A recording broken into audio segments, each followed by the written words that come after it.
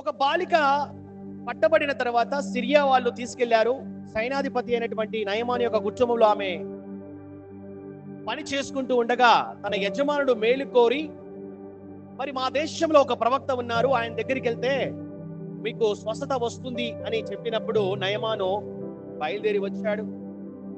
ఇశ్రాయేల్ రాజు దగ్గరికి వెళ్ళాడు. అక్కడి నుంచి ఎలీషా దగ్గరికి వచ్చాడు.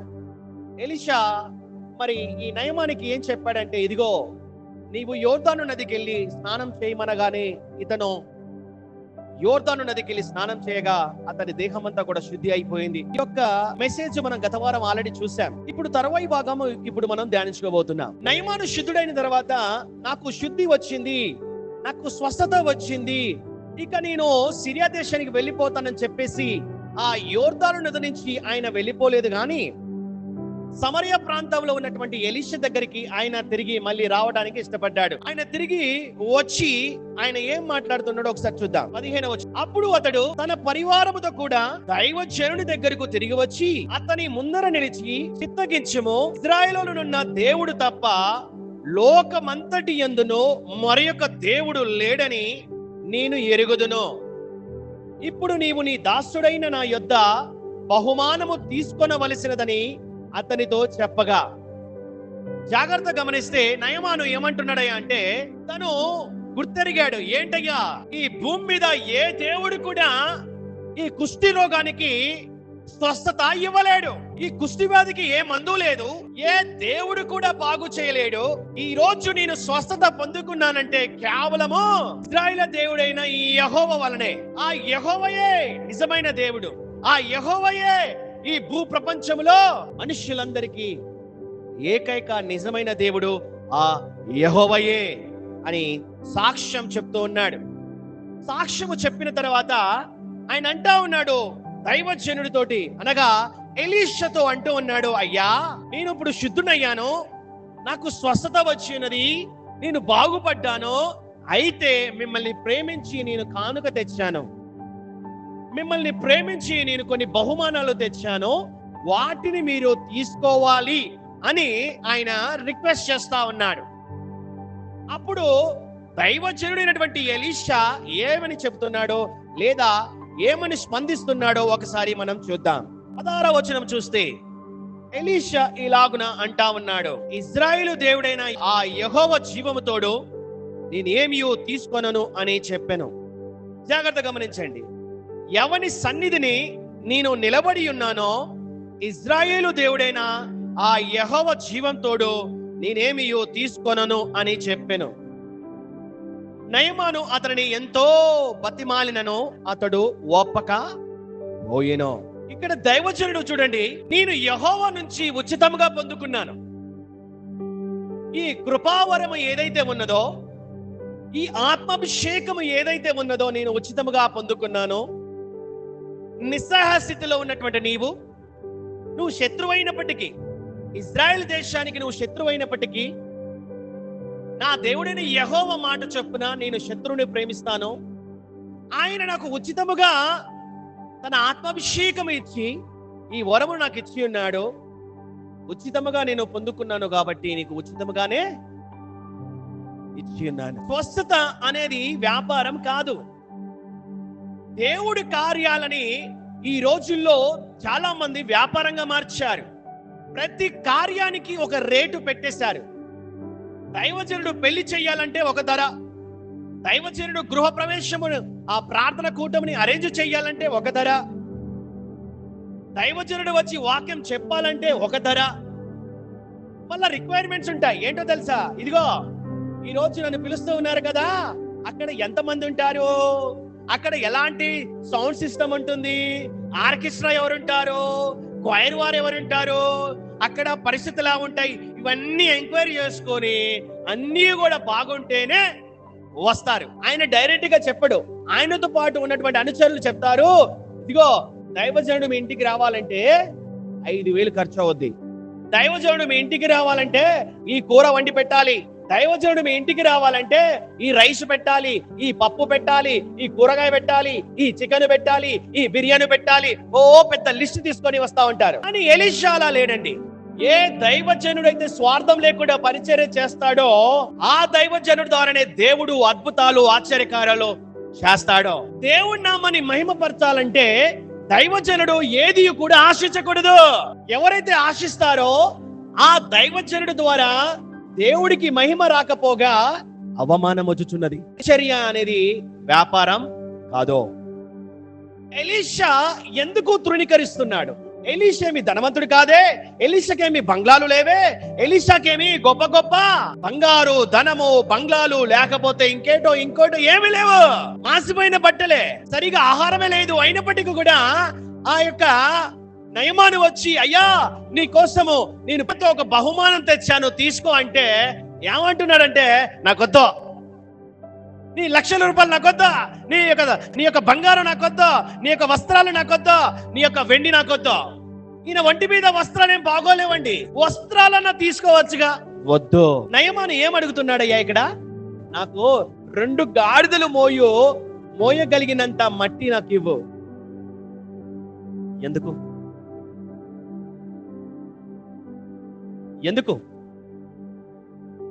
ఆయన అనుకుని ఉండవచ్చు, ఇది పరిశుద్ధమైన మట్టి, ఈ మట్టిలో శక్తి ఉన్నది, ఈ మట్టిలో కార్యాలు జరుగుతాయి అనుకున్నాడేమో గాని మట్టిని తీసుకొని పోదాం అనుకున్నాడు. ఆ మట్టి తీసుకెళ్లి బహుశా బలిపీఠం కట్టాలనుకున్నాడో లేదా ఇంకోటి కట్టాలనుకున్నాడో. చూడండి, నయమాను మెటీరియల్ చూస్తూ ఉన్నాడు. నయమాను స్వస్థత ఎలా పొందుకున్నాడు? యోర్దాను నదిలో స్నానం చేయటం వలన. ఆ నీటిలో శక్తి ఉన్నదా? లేదో. ఈ మట్టిలో శక్తి ఉన్నదా? లేదో. చాలా మంది బాప్తిజం ఇచ్చేటప్పుడు యోర్దాను నది నుంచి నీళ్లు తెచ్చి ఆ బాప్తిజం ఇచ్చే టబ్బులో పోసి బాప్తిజం ఇస్తూ ఉంటారు. యోర్దాను నది వాటర్ కి, యోర్దాను నది నీళ్ళకి, ఈ ఇండియాలో ఇక్కడ ఉన్న నీళ్ళకి తేడా ఉందా లేదా? తేడా లేదండి. తండ్రి కుమార పరిశుద్ధాత్మ త్రియేక నామములో ఏ నీటిలోనైనా బాప్తిజం ఇవ్వచ్చు. జాగ్రత్తగా గమనించి. ఎందుకో మనుషులు మట్టి మీద, నీళ్ళ మీద, ఇంకో దాని మీద మనసు ఎక్కువగా పెడతా ఉంటారు. మనసు పెట్టాల్సింది ఎక్కడ అంటే యేసు మీద.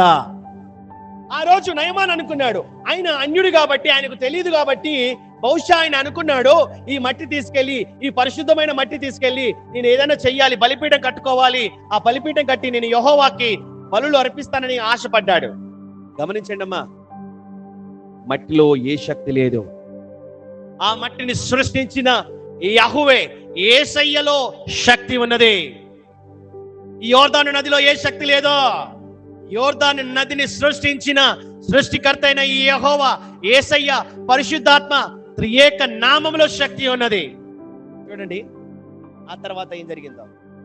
నా యజమాడు మ్రొక్కుటకు రిమ్మోను గుడిలో చొచ్చి నా చేతి మీద ఆనుకొనున్నప్పుడు నేను రిమ్మోను గుడిలో నమస్కారము చేసిన ఎడల, రిమ్మోను గుడిలో నేను నమస్కారము చేసిన సంగతిని గూర్చి యెహోవా నీ దాసుడనైన నన్ను క్షమించునుగాక అని నయమాను చెప్పగా, మొట్టమొదటిగా ఆయనేమో, అయ్యా దైవజనుడా, నీకు బహుమానం తెచ్చాను తీసుకో.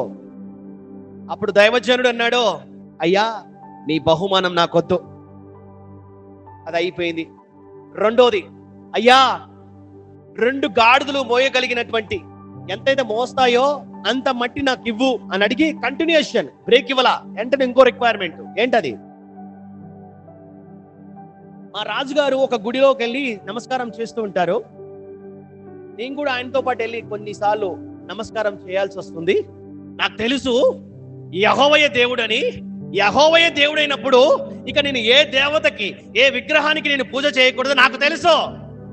కానీ రాజుగారు నన్ను తీసుకెళ్తారు కాబట్టి నేను అక్కడ చేయాల్సి వస్తుంది. అలా చేసినప్పుడు నా దేవుడు నన్ను క్షమించునుగాక, యెహోవా క్షమించునుగాక అని అంటున్నాడు. దైవజనుడైనటువంటి ఎలీషా ఏ విధంగా స్పందిస్తున్నాడో ఒకసారి చూద్దాం. ఎలీషా అంటా ఉన్నాడు, నెమ్మది కలిగి పొమ్మని అతనికి సెలవిచ్చెను. అతడు ఎలీషా యొద్ద నుండి వెళ్ళి కొంత దూరము సాగిపోయెను. చూడండి ఇక్కడ నయమాను అడిగాడు, మట్టి కావాలి, తర్వాత నేను మా యొక్క గుడిలో మా రాజుగారు ఆ నమస్కారం చేసేటప్పుడు, పూజ చేసేటప్పుడు నేను కూడా పాల్గొనాల్సి వస్తుంది అని అన్నప్పుడు ఎలీషా, ఇదిగో మట్టిలో ఏ శక్తి లేదు కాబట్టి నువ్వు మట్టి తీసుకెళ్ళకూడదు, తీసుకెళ్ళు అని అనలే. తీసుకెళ్ళు అనలేదు, తీసుకెళ్ళకూడదు అనలేదు. ఇదిగో ఆ గుడిలోకి నువ్వు వెళ్ళినప్పుడు నమస్కారం చెయ్యొచ్చు అనలేదు, చేయకూడదు అనలేదు. ఎందుకు?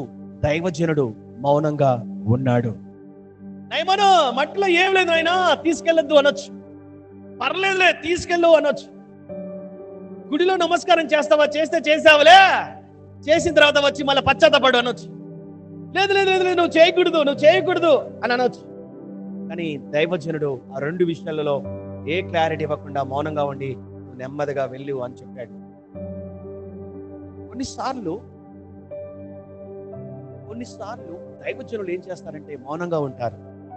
కారణం ఏంటంటే పరిశుద్ధాత్మ దేవుడు నీకు మాట్లాడతాడు.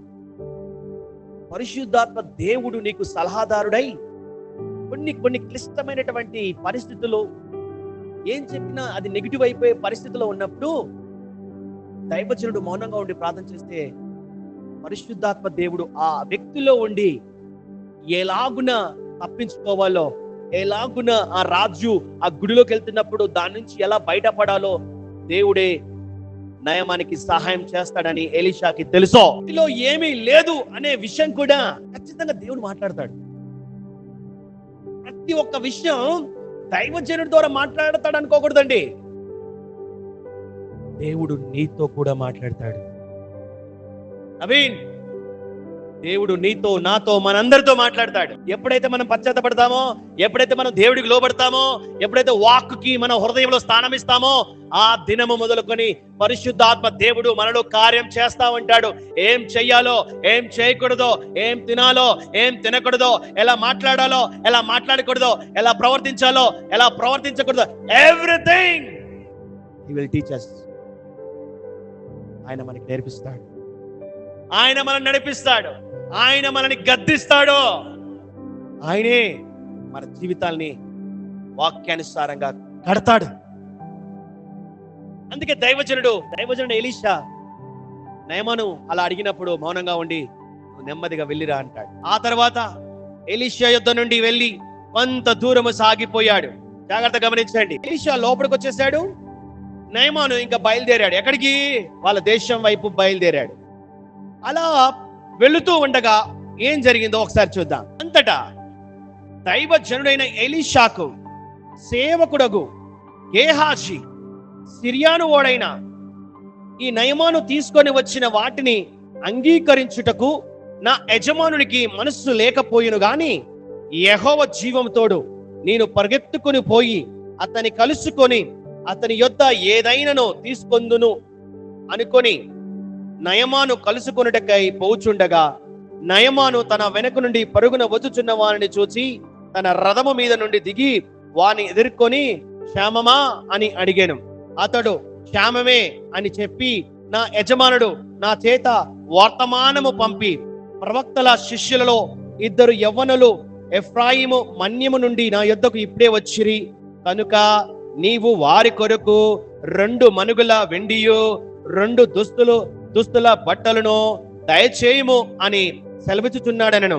అందుకు నయమాను నీకు అనుకూలమైతే రెట్టింపు వెండి తీసుకొనుము అని బతిమాలి 2 సంచులలో 4 మనుగుల వెండి కట్టి 2 దుస్తుల బట్టలిచ్చి తన పనివాళ్ళు 2 మీద వాటిని వేయగా వారు గేహాజీ ముందర వాటిని మోసుకొని పోయిరి.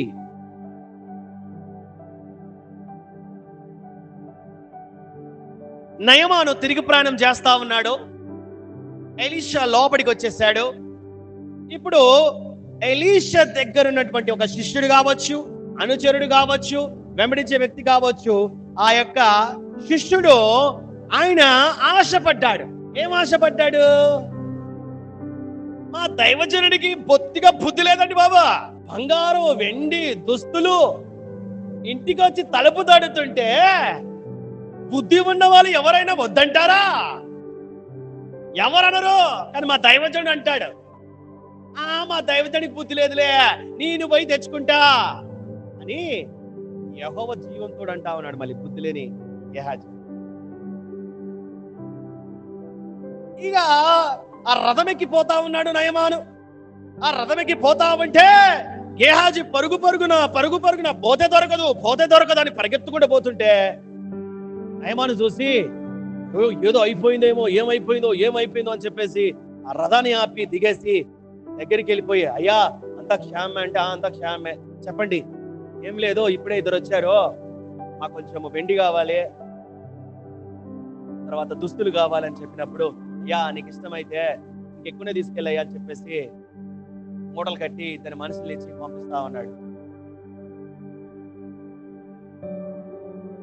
జాగ్రత్త గమనించండి. నిజంగా ఎలీషా చెప్పాడా, గేహాజీ వెళ్ళి తీసుకురాపో అన్నాడా? జాగ్రత్త గమనించండి. ఎలీషా ఏమన్నాడు తెలుసా? యెహోవా జీవం తోడు, నేను తీసుకోను అన్నాడు.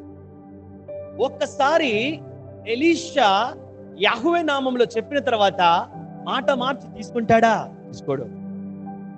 ఎలీషా వద్దన్న డబ్బు లేకపోతే ఆ ధనము, నిధి, ఎలీషా వద్దనుకున్న నిధిని గేహాజీ ఆశపడ్డాడు. ఇంటికి వచ్చింది, తలుపు తట్టింది. మా బుద్ధి లేని పాస్టరు, మా బుద్ధి లేని దైవజనుడు వద్దన్నాడు, నేను వెళ్ళి తెచ్చుకుంటా అని చెప్పేసి పరిగెత్తుకుంటూ వెళ్ళిపోయి మరి తీసుకొని ఇంకా వస్తా ఉన్నాడు. తర్వాత ఏం జరిగింది? 24వ వచనం చూద్దాం. మెట్ల దగ్గరకు వారు రాగానే వారి యొద్ద నుండి గేహాజీ వాటిని తీసుకొని ఇంటిలో దాచి వారికి సెలవీయగా వారు వెళ్ళిపోయిరి. అతడు లోపలికి పోయి తన యజమానుని ముందర నిలవగా ఎలీషా వానిని చూచి, గేహాజీ నువ్వు ఎచ్చట నుండి వచ్చితివి అని అడిగినందుకు వాడు, నీ దాసుడనైనా నేను ఎచ్చటికి నీ పోలేదు అనెను. అంతటా ఎలీషా వానితో, ఆ మనుష్యుడు తన రథము దిగి నిన్ను ఎదుర్కొనుటకు తిరిగి వచ్చినప్పుడు నా మనస్సు నీతో కూడా రాలేదా? ద్రవ్యమును, వస్త్రములను, ఒలీవ చెట్ల తోటలను, ద్రాక్ష తోటలను, గొర్రెలను, ఎడ్లను, దాసాదాసీలను సంపాదించుకొనుటకు ఇది సమయమా? జాగ్రత్త గమనించండి. గేహాజీ ఎలీషా వద్దన్నటువంటి ధననిధి ఆశపడ్డాడు. అక్కడికి వెళ్ళి ఎలీషా చెప్పని విషయాన్ని చెప్పాడు. ఏమని?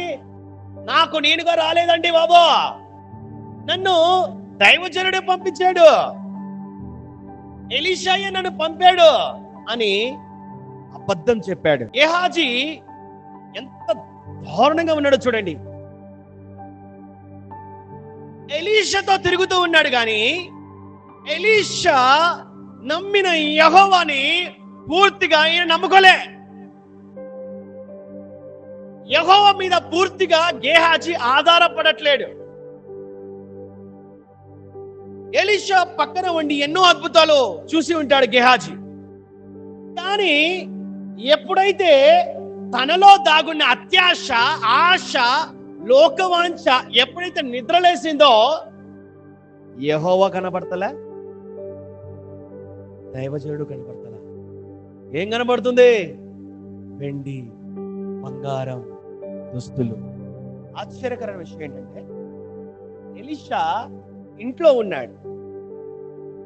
గేహాజీ వెళ్ళింది చూడలేదు, గేహాజీ తెచ్చింది చూడలేదు, గేహాజీ తీసుకొచ్చి మెట్ల కింద పెట్టింది కూడా చూడలేదు. కానీ ఎలా మాట్లాడుతున్నాడు ఈ Elisha? How was it possible? దేవుడు రివీల్ చేస్తాడండి. మన జీవితంలో ఏం జరిగిందో అనే విషయం గురించి మనము దైవజనులకు చెప్పకపోయినా దైవజనులకి దేవుడు రివీల్ చేస్తాడో. ఎలా ఉందో ఆయనకు తెలుసు. గేహాజీ వెళ్ళింది తెలుసు, వెళ్ళి అబద్ధాలు చెప్పి సొమ్ము తెచ్చుకుంది తెలుసు, తెచ్చుకుంది దాచుకుంది కూడా తెలుసు. ఇప్పుడు ఎలీషా గేహాజీ ఎక్కడికి వెళ్ళా ఉన్నా చెప్పొచ్చుగా, అయ్యా అయ్యా అయ్యా తప్పైపోయింది అయ్యా, నీకు తెలియకుండా నేను పోయానయ్యా, నీ మీద అబద్ధం చెప్పానయ్యా, మీరు చెప్పక ముందుకి నేను దొంగ సొమ్ము తెచ్చుకున్నానయ్యా, నన్ను క్షమించయ్యా అని అనట్లా. ఎక్కడికి పోయాను? అడిగిపోలేదండి బాబా, ఇక్కడే ఉన్నాను. ఆడిపోలేదా నువ్వు? ఆడిపోలేదు, ఇక్కడే ఉన్నానండి బాబు.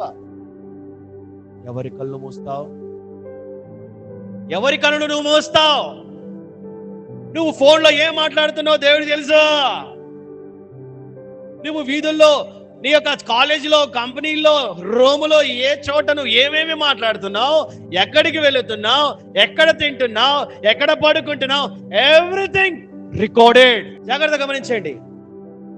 గేహాజీ ఎలీషా ప్రశ్నించినప్పుడు పశ్చాత్తాపడాలి లేదా ఒప్పుకోవాల్సింది పోయి కప్పుకుంటున్నాడు.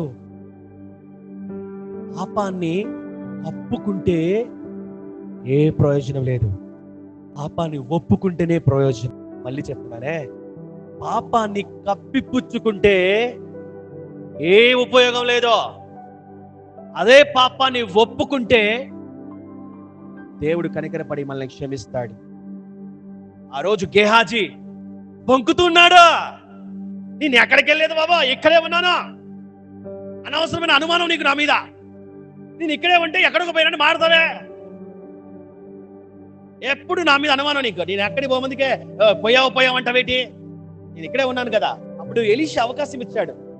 ఎలీషా గేహాజీ రాగానే శిక్ష వేయలే. గేహాజీ రాగానే ఒరే బుద్ధి లేనివాడా నువ్వు ఇంత పని చేస్తావా అని శిక్ష వేయలేదు. కానీ చూడండి, అవకాశం, ఒక స్పేస్ ఇస్తూ ఉన్నాడు, ఒక గ్యాప్ ఇస్తూ ఉన్నాడు పశ్చాత్తాపడడానికి. గేహాజీ పొంగుతున్నాడు, తప్పించుకునే ప్రయత్నం చేస్తా ఉన్నాడు. అప్పుడు ఏం జరిగింది చూడండి, లాస్ట్ వచ్చింది. కాబట్టి నయమానునకు కలిగిన కుష్టు నీకును నీ సంతతికిని సర్వకాలము అంటియుండును అని చెప్పగా, వాడు మంచు వల్లే తెల్లనైన కుష్ఠము కలిగి ఎలీషా ఎదుట నుండి బయటకి వెళ్ళెను. చూడండి, ఈ శిక్ష ఏదైతే ఉందో, ఈ శిక్షకి ముందు సంభాషణ జరుగుతుంది. ఏంటి గేహాజీ, ఇప్పుడు ద్రాక్ష తోటలు కావాలా, బంగారం కావాలా, భూములు కావాలా, అది కావాలా, ఇది కావాలా అన్నప్పుడు అప్పుడన్నా అయ్యా అయ్యా అయ్యా అయ్యా నన్ను క్షమించయ్యా, అయ్యా అయ్యా నన్ను క్షమించయ్యా, బుద్ధి గడ్డి తిని అయ్యా నేను తప్పు చేశానయ్యా నన్ను క్షమించయ్యా అని అడగొచ్చు కదా. అడగట్లా. అందరికి బాగా ఈగో ఉంటది. వాడి పాపం బయట పెట్టినప్పుడు కూడా గేహాజీ బెండ్ అవ్వట్లేడు. దైవజనుడు గేహాజీ పాపం బయట పెట్టినప్పుడు కూడా బెండ్ అవ్వట్లేడు.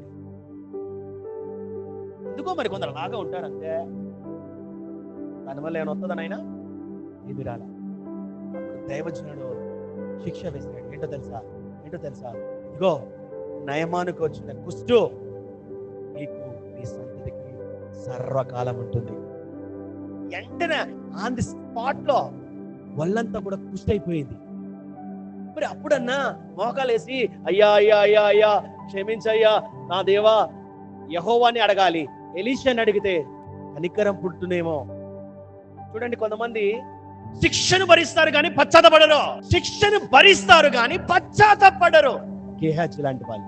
ఇంకా బాధాకరమైన విషయం ఏంటంటే, ఈయన చేసిన పాపానికి ఈయన సంతతంతో అనుభవించాలి. ఈ 10 తరాల తర్వాత ఆ చిన్న పిల్లడు అంటా ఉంటాడు, ఎవరు చేసిన పాపరా బాబా నాకంటుకుందే, మీ ముత్తాత చేశాడు రా బాబా. గేహాజీ బుద్ధి లేని వ్యక్తి. గేహాజీ ఆలోచించుకోవాలి కదా, అర్థం చేసుకోవాలి కదా. ఈ కుష్టి నుంచి బయటపడాలంటే ఇప్పుడు ఎలీషా ఉన్నారు, యాహువే ఉన్నారు, నేను అడుగుతాను అని అడగట్లేడు, వెంటనే వెళ్ళిపోతా ఉన్నాడు. దేవుని విడిచి, దైవజనుని విడిచి గేహాజీ వెళ్ళిపోయాడు. మూటలు మోసుకొని కాదు, కుష్టుని తీసుకొని పోతూ ఉన్నాడు. వెండి బంగారాలు కాదు, కుష్టు రోగాన్ని, శాపాన్ని మోసుకుంటూ ఇంటికి వెళ్ళిపోయాడు. దేవుడు నిన్ను ఆశీర్వదించడానికే ఆయన సన్నిధికి పిలుస్తాడు, శిక్షించడానికి కాదు. ఆయన సన్నిధికి వచ్చిన మనం ఆశీర్వాదం మూటలో మనం మోసుకుపోవాలి. నీ హృదయము శుద్ధిగా ఉంటే ఆశీర్వాదాలు నీకే. గేహాజీ ఎక్కడ ఉన్నాడయ్యా? దేవుడి సన్నిధిలో ఉన్నాడు. గేహాజీ ఎక్కడ ఉన్నాడయ్యా? అద్భుతమైనటువంటి ఆశ్చర్యకార్యాలు జరిగిస్తున్నటువంటి ఎలీషాతో కలిసి పనిచేస్తా ఉన్నాడు. మరి ఏం నేర్చుకున్నాడు?